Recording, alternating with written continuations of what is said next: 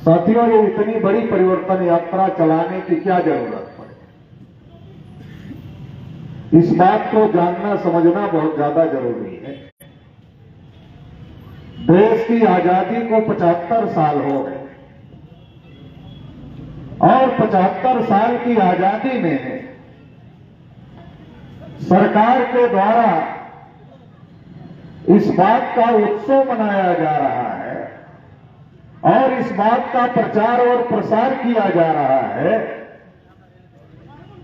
कि आजादी के 75 साल होने पर आजादी का अमृत उत्सव चल रहा है, आजादी का अमृत काल चल रहा है और हमारे लोग भी उस अमृत काल को मनाने में शामिल हो गए। आजादी का अमृत उत्सव हम लोग भी मना रहे हैं, मगर क्या कभी हम लोगों ने सोचा कि देश की आजादी से जो अमृत निकला, उस अमृत में कितना अमृत ओबीसी समाज के लोगों को मिला, कितना अमृत शेड्यूल कास्ट के लोगों को मिला, कितना अमृत शेड्यूल ट्राइब के लोगों को मिला और कितना अमृत अलग अलग माइनॉरिटीज के लोगों को मिला, चाहे वो बुद्धिस्ट हो, चाहे वो जैनिस्ट हो, चाहे वो क्रिश्चियन हो, चाहे वो लिंगायत हो, चाहे वो मुसलमान हो, चाहे वो सिख हो। देश की जो बहुसंख्यक आबादी है, 90% या उससे ज्यादा बड़ी आबादी जो देश की है, 75 साल की आजादी में जो अमृत निकला, उस अमृत में कितना मिला, ये भी एक सोचने समझने का और रिव्यू और समीक्षा करने का वक्त भी है आजादी का। ये जो 75वां साल चल रहा है, ये एक वक्त है समझने का। एक तरफ आजादी का अमृत उत्सव मनाया जा रहा है, दूसरी तरफ ओबीसी के लोगों को, जिनकी आबादी देश में 52% है, 52% है, 52% आबादी को इस बात के लिए मोर्चा निकालना पड़ रहा है, इस बात के लिए रैली करना पड़ रहा है, इस बात के लिए धरना करना पड़ रहा है, इस बात के लिए यात्राएं चलानी पड़ रही है, इस बात के लिए भारत बंद करना पड़ रहा है कि देश में जानवरों की गिनती होती है, कुत्तों की भी गिनती होती है, हिजड़ों की भी गिनती होती है, मगर 52% ओबीसी की गिनती नहीं होती। इस बात के लिए मोर्चा निकालना पड़ रहा है। एक तरफ आजादी का अमृत उत्सव चल रहा है, एक तरफ ये मोर्चा भी चल रहा है। जब हम ओबीसी के लोगों को कहते हैं जानवरों की होती है, कुत्तों की होती है, हिजड़ों की होती है, हमारी नहीं होती, उनको अच्छा नहीं लगता। कुछ लोग तो हमको टेलीफोन करते हैं, कहते पटेल जी थोड़ा ज्यादा हो जाता है। अरे जानवरों की आप कहते हो, कुत्तों की कहते हो, फिर हिजड़ों की भी कहते हैं। अरे हमने कहा होती है तो इसलिए कहते हैं, अपनी नहीं होती तो इसलिए कहते हैं, नहीं ज्यादा बुरा लगता है। तो हमने कहा ज्यादा बुरा लगने के लिए तो कहते हैं, क्योंकि ओबीसी का जो दिमाग है वो धक्का मारो दिमाग हो गया है। पहले ऐसा नहीं था, अभी हो गया। आजादी के 75 साल में हो गया, पहले नहीं था, ऐसा हो गया। जैसे गाड़ी कभी कभी हम लोगों के घरों में बंद रहती है, कभी कभी हम लोग बाहर चले जाते हैं और घर की गाड़ी हम ही चलाते हैं, तो 2 महीने 3 महीने बाद घर में वापस आए तो गाड़ी तो तब से खड़ी है, तो गाड़ी की बैटरी डिस्चार्ज हो जाए। और जब गाड़ी की बैटरी डिस्चार्ज हो जाती है तो आप सेल्फ लगाते हो, गाड़ी स्टार्ट नहीं होती, क्योंकि बैटरी डिस्चार्ज हो गई। तो फिर आप क्या करते हो, मोहल्ले से 4 नौजवान हट्टे कट्टे लड़कों को बुलाते हो और बोलते हो भाई थोड़ा धक्का लगाओ इसको।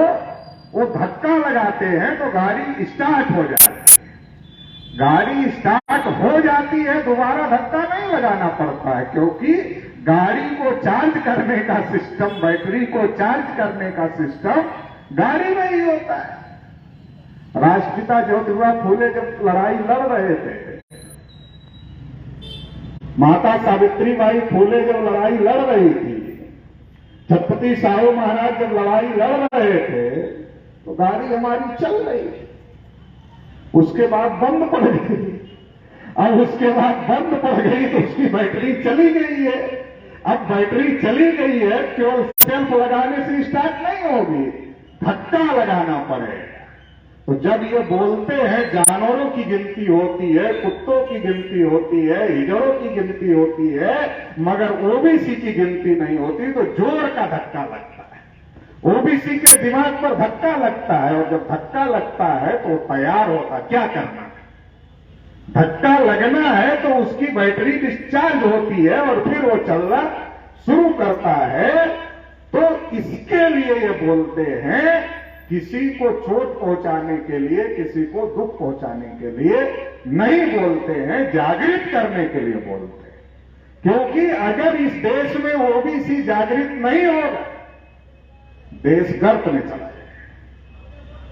और 52% आबादी जिस देश की गुमराह हो, उसकी दिशा और दशा गलत हो, केवल अपना सत्यानाश करेगी, अरे देश का सत्यानाश करेगी।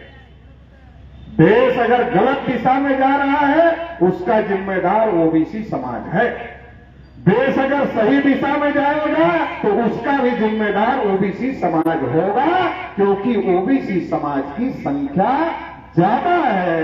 वोट का महत्व है लोकतंत्र में, लोकतंत्र में संख्या का महत्व है। ज्यादा संख्या के लोग अगर गुमराह रहेंगे, गलत आदमी को चुनेंगे। अरे अब तीर तलवार और तोप का जमाना थोड़े ही रह गया है कि तीर तलवार और तोप से राजपाट कायम किया जाएगा, ये जमाना तो चला गया। बाबा साहब अम्बेडकर ने भारतीय संविधान लिखा, कहा अब रानी के पेट से राजा नहीं पैदा, राजा अपना उत्तराधिकारी नहीं बनाएगा, फिर प्रजा के लिए राजा कहां से आएगा। तो ये तय करने का अधिकार प्रजा के पास में ही होगा कि उसका राजा कौन होगा, ये प्रजा तय करेगी। अब जो प्रजा है उसमें 52% तो अकेले ओबीसी है, और इसका ही दिमाग खराब करके रखा हुआ है। और जब इसका दिमाग खराब करके रखा हुआ है तो सही राजा कहां से आएगा। जब संविधान सौंपा बाबा साहब अम्बेडकर ने, तो कहा संविधान कितना भी अच्छा हो, अगर इसको लागू करने वाले लोग अच्छे नहीं हो, अच्छा साबित नहीं हो। संविधान में एससी के लिए, एसटी के लिए, ओबीसी के लिए, माइनॉरिटी के लिए, सबके लिए अधिकार लिखा हुआ। हर नागरिक को गौरवपूर्ण, गरिमापूर्ण जीवन जीने का अधिकार ये संविधान देता है। इसका मतलब हर नागरिक के लिए लिखा गया, हर नागरिक के कल्याण के लिए लिखा गया, मगर नहीं हो रहा। केवल ओबीसी के हालात खराब है, यहीं तक बात सही नहीं है, यहीं तक बात रुकी नहीं हुई है। ओबीसी की गिनती नहीं हो रही है, ओबीसी को देश में कुछ नहीं मिल रहा है, क्योंकि ओबीसी जागृत नहीं, और अपने आप जागृत होगा नहीं। अपने लोग नारा लगाते, ओबीसी शेर है, बस जागने की देर है। हमने कहा नारा तो सही है, मगर पूरी तरीके से सही नहीं है। हमने कहा थोड़ा इसमें परिवर्तन करो। कहा क्यों परिवर्तन करें। हमने कहा देखो आप लोग नारा लगा रहे हो, ओबीसी शेर है, बस जागने की देर है। तो रामायण में एक पात्र कुंभकर्ण होते थे, वो उनकी टाइम लिमिट थी सोने की और जगने की। तो टाइम लिमिट ये थी कि 6 महीने सोते थे और 6 महीने बाद जगते थे, तो वहां तक तो ठीक था। अब ओबीसी की जागने की कोई लिमिट है नहीं, 75 साल में तो जागा नहीं, तो 500 साल इंतजार करे क्या जागने के लिए। मैंने पूछा उनको, नारा लगाने वाले लोगों को, अरे भाई 75 साल में नहीं जागा तो 500 साल इंतजार करे क्या।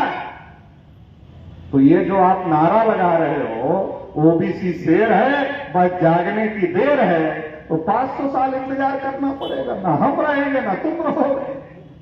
और तब भी जगेगा कि नहीं जगेगा इसकी कोई गारंटी नहीं ले सकते। तो इसलिए इसमें थोड़ा परिवर्तन करो कि ओबीसी शेर है, बस जगाने की देर है। ओबीसी शेर है, बस जगाने की देर है, जागने की देर है नहीं, जगाने की देर है। हमारी जिम्मेदारी फिक्स हो जाती, जगाना है। जागने की देर है तो इंतजार करते रहेंगे, जब जागेगा तब जागेगा।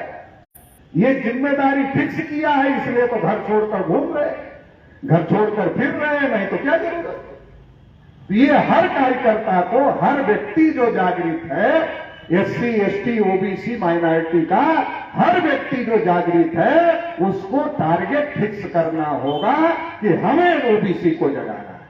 आज इतने ओबीसी को जगाना है, कल इतने ओबीसी को जगाना है, परसों इतने ओबीसी को जगाना है, नरसों इतने ओबीसी को जगाना है, इस सप्ताह में इतने ओबीसी को जगाना है, 15 दिन में इतने ओबीसी को जगाना है, 1 महीने में इतने ओबीसी को जगाना है। अगर इस प्रकार का टारगेट फिक्स करके हम लोग काम करें तो कोई कठिन काम नहीं। ओबीसी जाग नहीं सकता, ये बात मैं मानता नहीं। जगाने वाले लोग कम हैं, ये हमारी समस्या। क्योंकि जो जगे हुए हैं वो भी जगाने के काम पर नहीं लगे हुए।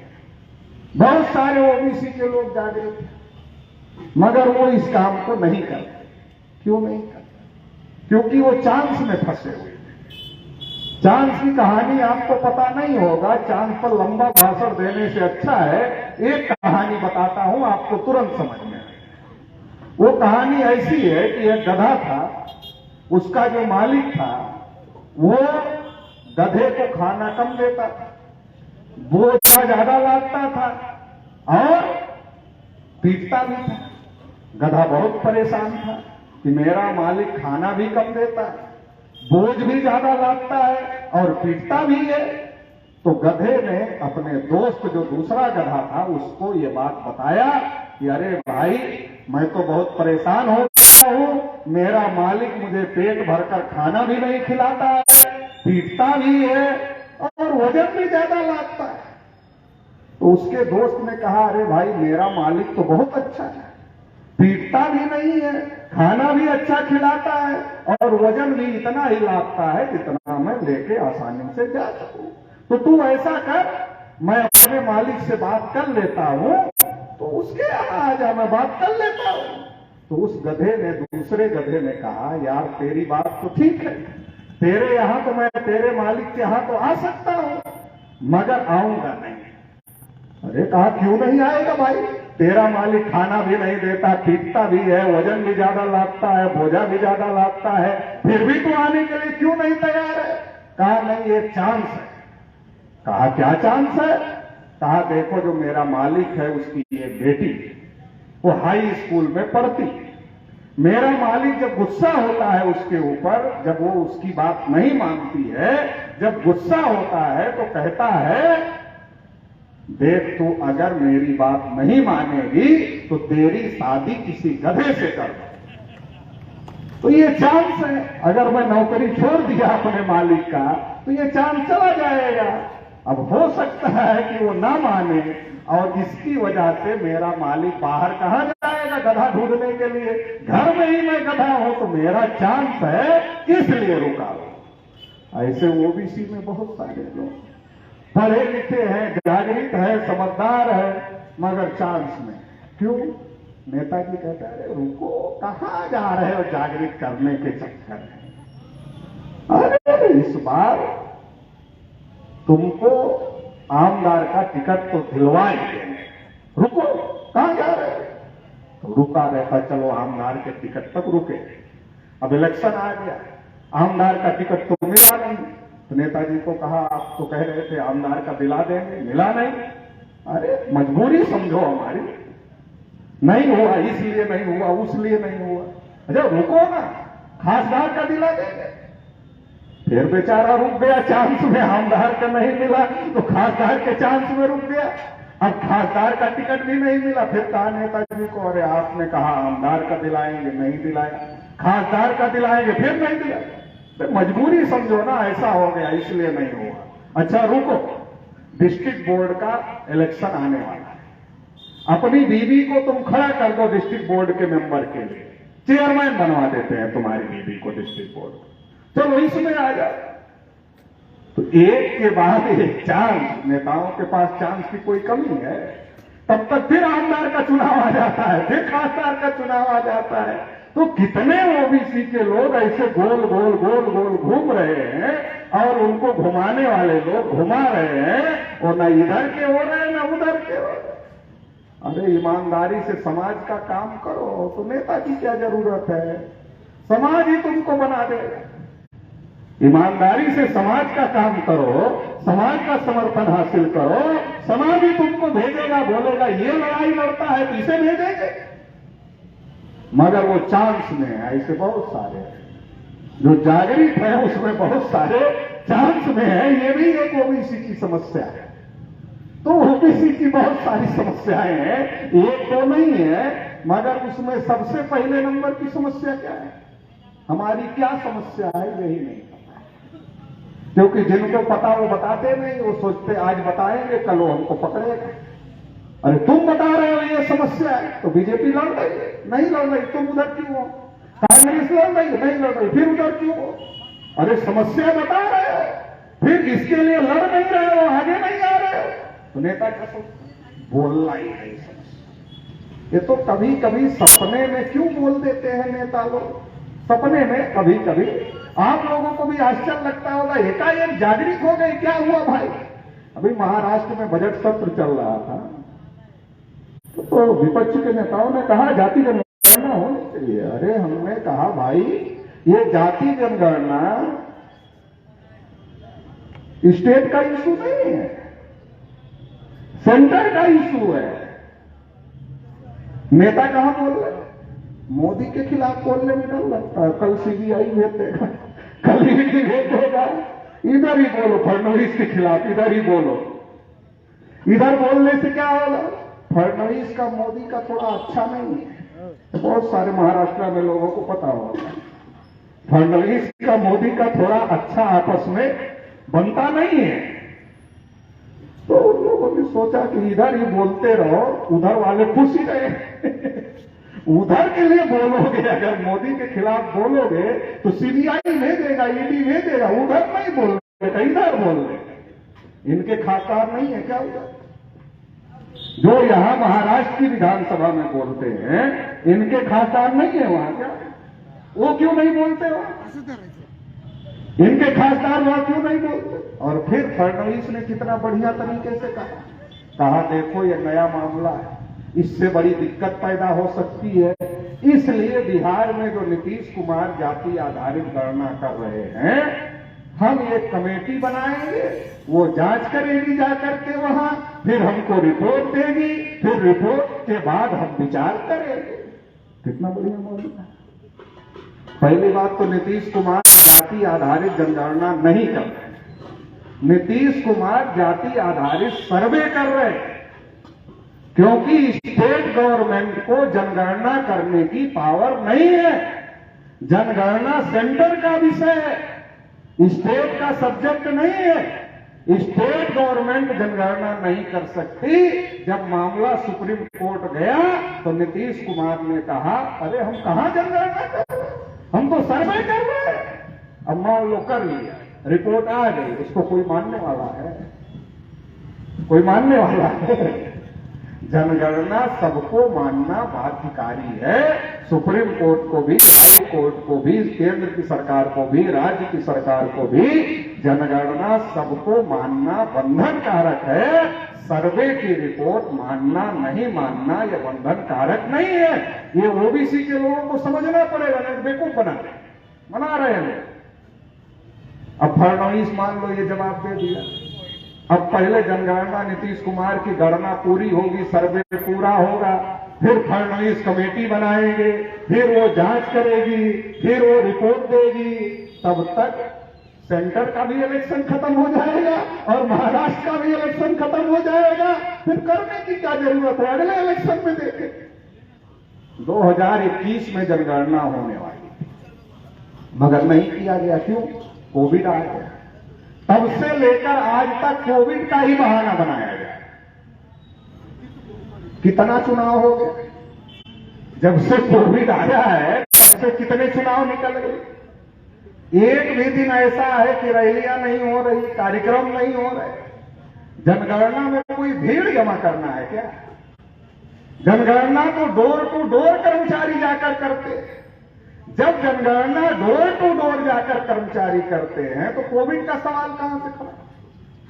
रैलियों के लिए कोविड नहीं, चुनाव के लिए कोविड नहीं, वे कर्नाटक का चुनाव घोषित हो गया। किसी काम के लिए कोविड नहीं है, मगर जनगणना के लिए कोविड है, क्योंकि जनगणना ऐसा मुद्दा है, इसको ना बीजेपी निगल सकती है ना उगल सकती है। ये समस्या ना अंदर ले सकती है ना बाहर ले सकती है, फंसा हुआ है गले। तो वो करना नहीं चाहते, इसलिए टाल रहे हैं। उनको पता है, क्योंकि सुप्रीम कोर्ट में नरेंद्र मोदी ने लिख के दे दिया कि हम नहीं कर सकते। उनको पता है कि जाति जनगणना के बगैर अगर जनगणना हुई, आग लगाने वाले लोग हैं, शांत नहीं रहेंगे, हैं लोग शांत नहीं रहेंगे। और हम लोगों ने तो खुल्लम खुल्ला कहा, अगर इस बार ओबीसी की जनगणना के बगैर जनगणना हुई तो वो जनगणना होने नहीं देंगे। खुल्लम खुल्ला कहा, नहीं होने में, तो उनको भी पता है नहीं होने दें, क्योंकि 2011 में ही हम लोगों ने नारा दिया था, जाति आधारित जनगणना नहीं तो हमारे घर में जानकारी नहीं। और 2011 में ही बहुत जगह बहिष्कार किया, कई जगह हमारे कार्यकर्ताओं को पुलिस स्टेशन ले जाते थे पकड़ पकड़ के, जो कहते थे जानकारी नहीं देंगे उनको पुलिस स्टेशन ले जाते थे। अभी 11 से तो 10 साल हो गया, 11 से 10 साल 21 हो गया, और ये 24 हो रहा है, 23 हो रहा है। तो तब तक तो हमारी ताकत बहुत ज्यादा बढ़ गई है। अभी तो बहुत ज्यादा ताकत बढ़ गई, अभी तो बिल्कुल भी नहीं होने देंगे। जाति जनगणना के बगैर देश में जनगणना किसी भी स्थिति में, किसी भी परिस्थिति में नहीं होने दिया जाएगा। ये बात सेंट्रल गवर्नमेंट को भी पता है, ये बात नरेंद्र मोदी को भी पता है। और उनको लगा कि अगर इस पर पखेड़ा खड़ा हुआ, बवाल खड़ा हुआ, 24 का इलेक्शन कैसे जीतेंगे? 24 का इलेक्शन कैसे जीतेंगे? इसलिए वो भी इसी काम पर लगे हुए हैं कि 24 का इलेक्शन किसी तरीके से निकाला जाए। उसके बाद क्या करना है नहीं करना है पता नहीं, मेरी सरकार रहेगी कि जाएगी तब का तब देखना है। अभी कम से कम रोक कर रखो, कोविड के नाम पर तो रोक करके रखा हो।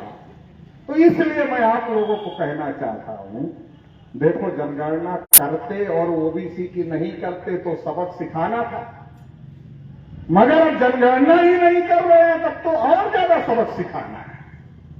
जनगणना ये रोक दिया, आप दिन रात भाषण करते हो विकास विकास विकास विकास विकास, भाषणों में ही विकास कर रहे हैं। डाटा के बगैर कोई विकास हो सकता है क्या? महाराष्ट्र में पंचायत चुनाव में ओबीसी आरक्षण खत्म हो गया। क्यों खत्म हो गया? डाटा नहीं है, और क्यों खत्म हो गया? एससी का क्यों नहीं खत्म होता? क्या कभी सोचते हैं ओबीसी के लोग? एससी का क्यों नहीं खत्म होता? एसटी का क्यों नहीं खत्म होता? ओबीसी का क्यों खत्म होता? क्या कभी ओबीसी के लोग सोचते हैं? एससी एसटी की हर 10 साल में गिनती होती है, तो गिनती होने की वजह से उनके ऑथेंटिक डाटा है, ओबीसी का नहीं है। वीरप्पा मोइली कानून मंत्री थे कांग्रेस की सरकार में, महिला आरक्षण बिल लाया गया कांग्रेस के द्वारा, पार्लियामेंट में बहस शुरू हो गई। तमाम जो बैकवर्ड क्लास के नेता थे उन्होंने हंगामा खड़ा कर दिया कि तुम लोग महिला आरक्षण के नाम पर अपनी महिलाओं को लाना चाहते हो। हम महिला आरक्षण के विरोध में नहीं हैं। नेताओं ने कहा ओबीसी के कि हम महिला आरक्षण के विरोध में नहीं हैं, लेकिन महिला आरक्षण के नाम पर तुम अपनी ही जाति की महिलाओं को लाना चाहते हो, इसके हम विरोध में। इसलिए महिला आरक्षण के अंदर भी आरक्षण होना चाहिए, एक महिला आरक्षण फिर उसके अंदर आरक्षण।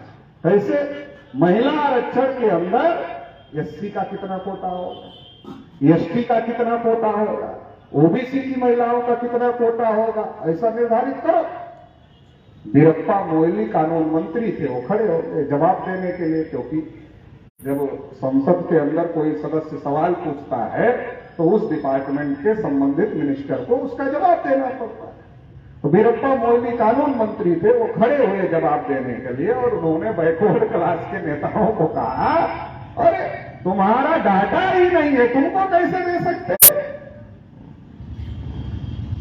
तो सवाल ये है, डाटा नहीं है इसलिए दे नहीं सकते, और डाटा जाति आधारित जनगणना से आ सकता है मगर वो हम ला नहीं सकते, वो हम कर नहीं सकते। डाटा नहीं है इसलिए अधिकार दे नहीं सकते। डाटा जाति आधारित जनगणना से आ सकता है मगर हम जाति आधारित जनगणना कर नहीं सकते। कितनी बढ़िया बात। मगर हम ओबीसी के लोग इन लोगों को वोट दे सकते हैं।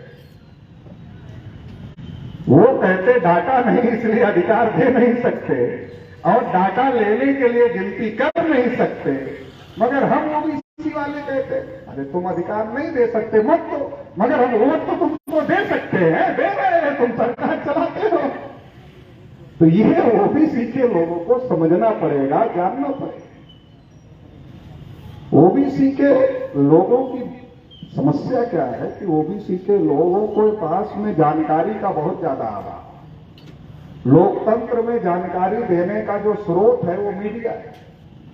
मीडिया को इस बात के लिए फुर्सत है, समय है कि बागेश्वर धाम का बाबा चमत्कार कर सकता है कि नहीं कर सकता है, इस पर कई दिन तक डिबेट चलता है।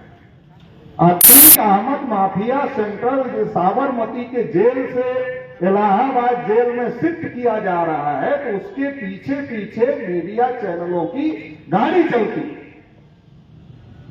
दिल्ली में कोई मौलाना अगर एक दिन बोलता है उसकी खबर महीनों चलाई जाती है, मगर 52% ओबीसी की गिनती नहीं होती।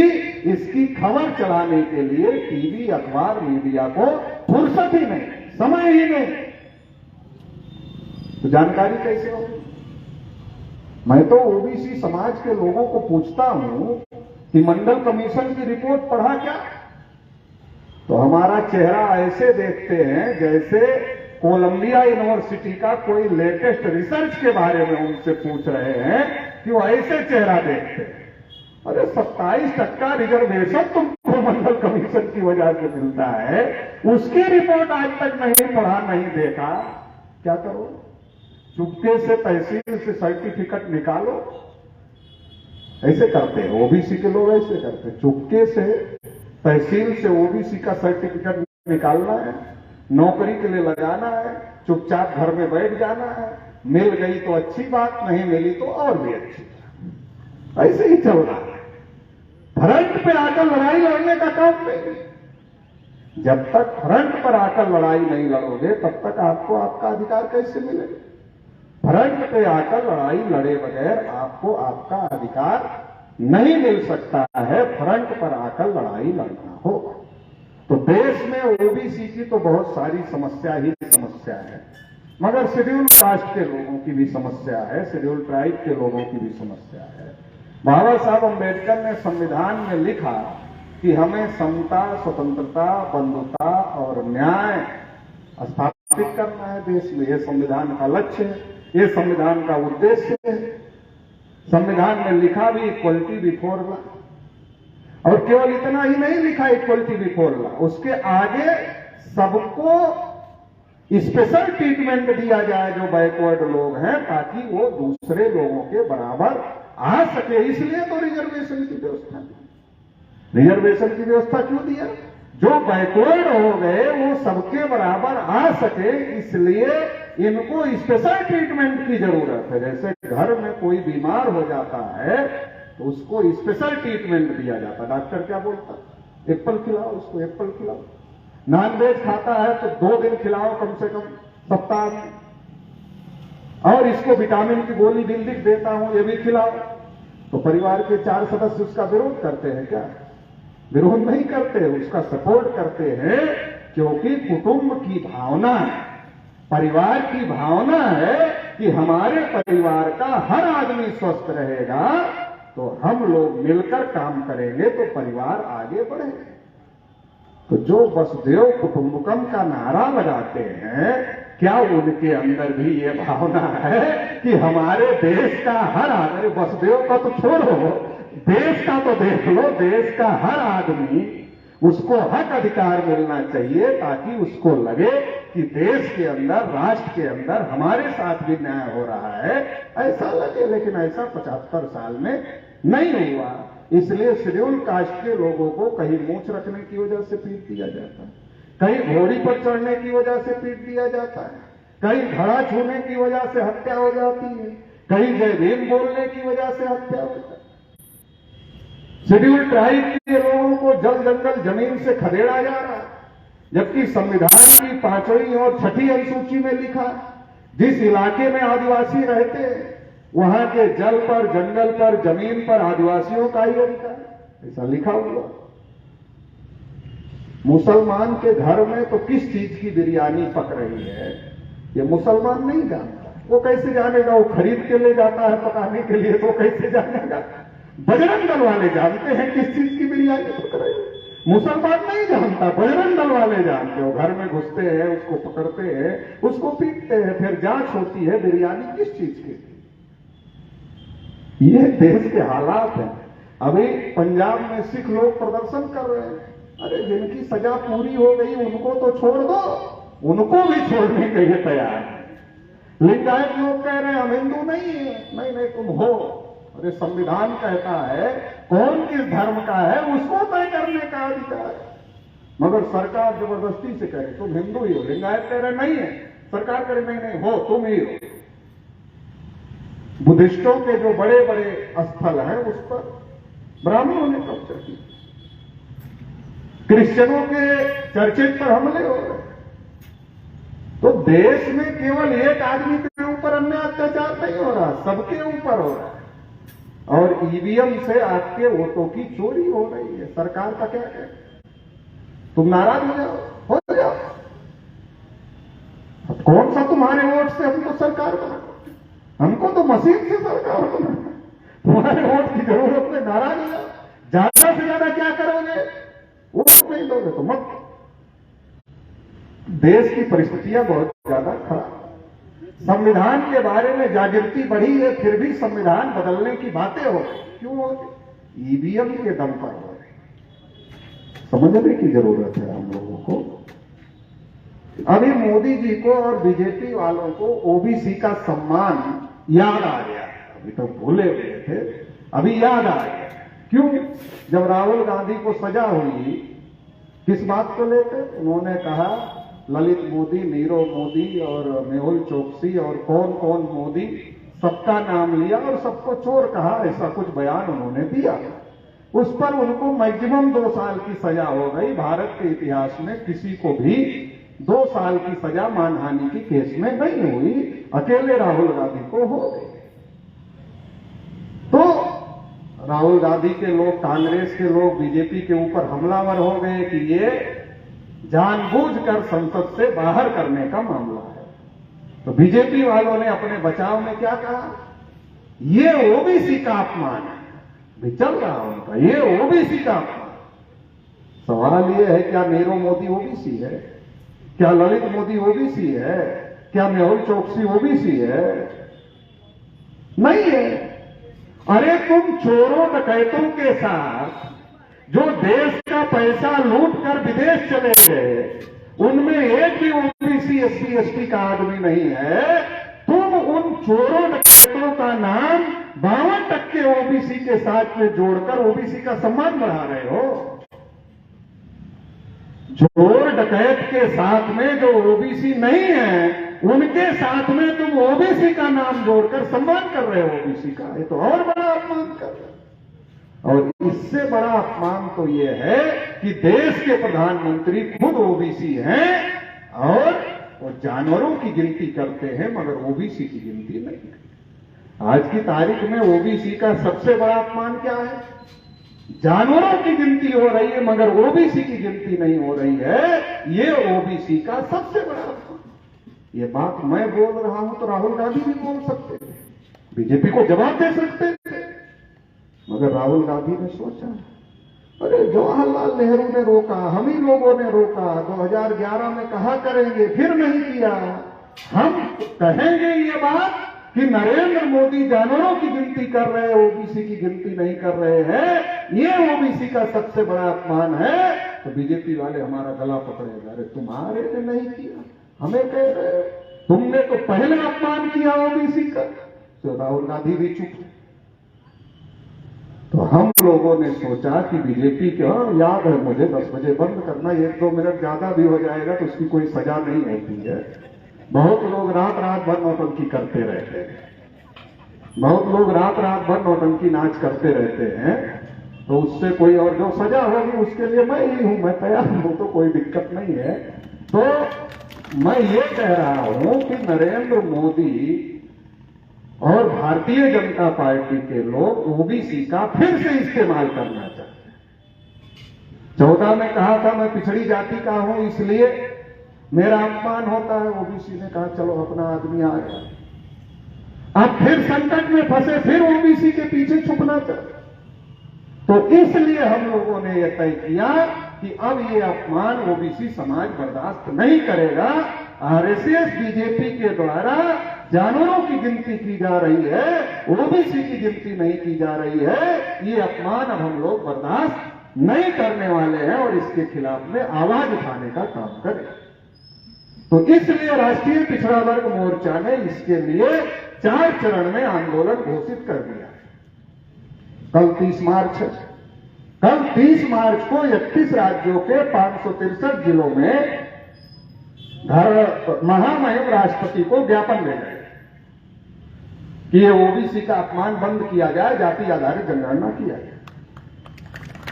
फिर 5 अप्रैल को 30 मार्च को ज्ञापन भेजेंगे, फिर 5 अप्रैल को धरना प्रदर्शन होगा 31 राज्यों के 563 जिला मुख्यालय, धरना प्रदर्शन करेंगे। फिर 17 अप्रैल को रैली प्रदर्शन करेंगे पूरे देश भर में 31 राज्यों के 563 जिला मुख्यालय, और 30 अप्रैल को भारत बंद किया जाएगा। तो ये जो मैं यात्रा चला रहा हूं, यात्रा नहीं चला रहा, आंदोलन के लिए निमंत्रण बांट रहा हूं कि आंदोलन होगा, उसमें शामिल हो जाओ, इसके लिए निमंत्रण बांट रहा हूं। तो निमंत्रण देने के लिए आप लोगों के बीच में आया हूं। तो इस आंदोलन में आप बहुत बड़ी संख्या में और बहुत बड़ी ताकत के साथ शामिल होंगे। इसी आशा अपेक्षा के साथ आप लोगों ने मुझे सुना, इसके लिए बहुत बहुत आभार, बहुत बहुत धन्यवाद। Thank you sir. या कार्यक्रमाच्या म्हणजे कार्यक्रम चालू असताना महाराष्ट्र राज्याचे माजी राज्यमंत्री बाळासाहेब शिवरकर यांची पण उपस्थिती इथं झाली। मी या ठिकाणी विठ्ठल साठव सरांना विनंती करतो की आपण बाळासाहेबांचा या ठिकाणी पुष्पगुच्छ देऊन या ठिकाणी सत्कार करावा। थँक्यू।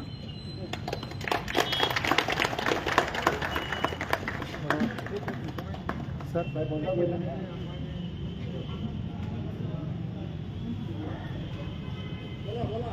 मी बाळासाहेब शिवरकर साहेबांना विनंती करतो की आपण आपले 1-2 मिनिटं बरोबर तब्येत करू। ठीक आहे, धन्यवाद सर। कार्यक्रम खूप सुंदर झाला। कार्यक्रमाचा समारोप करण्यासाठी, आभार व्यक्त करण्यासाठी रवी ढाळे सरांना विनंती करतो की आपण या ठिकाणी